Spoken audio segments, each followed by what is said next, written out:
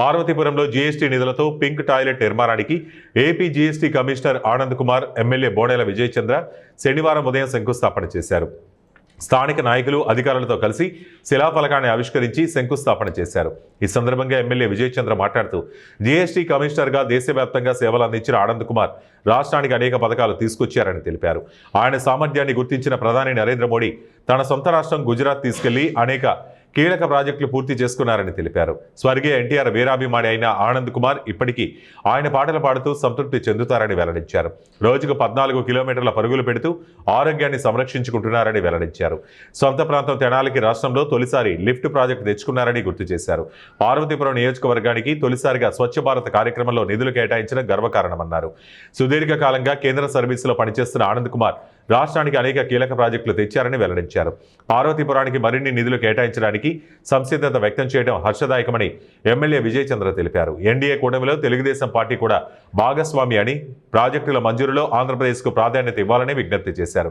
ముఖ్యంగా పార్వతీపురంలో అనేక ప్రాజెక్టులు నిధుల కోసం ఎదురు చూస్తున్నాయని, వాటికి తగు నిధులు మంజూరు చేయాలని ఆనంద్ కుమార్ కు విజ్ఞప్తి చేశారు. పులుపాక ఆనందరావు గారు అధ్యక్షతన మన దేశ ప్రధాని నరేంద్ర మోడీ గారు ఏదైతే ఫ్లాగ్షిప్ ప్రాజెక్ట్ తీసుకున్నారో స్వచ్ఛ భారత్ అభియాన్ కింద భాగంలో జిఎస్టీ వాళ్ళు సౌజన్యంతో పార్వతీపురం పట్టణంలో మహిళల కోసమని ప్రత్యేకంగా ఒక పింక్ టాయిలెట్స్ కాంప్లెక్స్ కట్టడానికి ఫండింగ్ ఇవ్వడం జరిగింది. అందులో భాగంగానే సంయుక్తంగా జిఎస్టీ కమిషన్ గారు అలాగే మన పిఎంసి పార్వతీపురం మున్సిపాలిటీ వాళ్ళు ఏం చేస్తున్నారంటే ఇక్కడ టాయిలెట్స్ కూడా కట్టడం జరుగుతుంది. ఈరోజు భూమి పూజ కూడా చేసుకోవడం జరిగింది. అసలు శానిటేషన్ ఎంత అవసరం, హైజీనిక్ ఎంత అవసరం, మహిళలకి ఆ డిగ్నిటీ ఎంత అవసరం అనేది ఓపెన్ డెఫికేషన్ని భారతదేశంలో అరికట్టాలని గౌరవ ప్రధానమంత్రి గారు అలాగే గౌరవ ముఖ్యమంత్రి గారు ప్రజల్లో మార్పు రావాలి, మనం కూడా ఒక సివిక్ సెన్స్ మెయింటైన్ చేయాలని, ప్రత్యేక దేశాలు ఇప్పటికీ కూడా మన గురించి మాట్లాడేది సివిక్ సెన్స్ లెస్ ఉంటుంది, సివిక్ సెన్స్ తక్కువ ఉంటుంది, ఓపెన్ డెఫికేషన్ జరుగుతుంటుందని. ఒకవైపు భారతదేశం 4th బిగ్గెస్ట్ ఎకానమీ అవుతుంది. దానికి తగ్గట్టుగానే మనలో కూడా మార్పులు రావాలి. భారతదేశంలో కూడా సివిక్ సెన్స్ గురించి, శానిటేషన్ గురించి, సాలిడ్ వేస్ట్ మేనేజ్మెంట్ గురించి, స్వచ్ఛ భారత్ గురించి మాట్లాడాల్సిన అవసరం ఉంది. స్వచ్ఛ భారత్ అంటేనే అభివృద్ధి చెందిన భారత్ అని అర్థం. సో ఆ మిషన్లో భాగంగానే కమిషనర్ గారు జరుగుతుంది.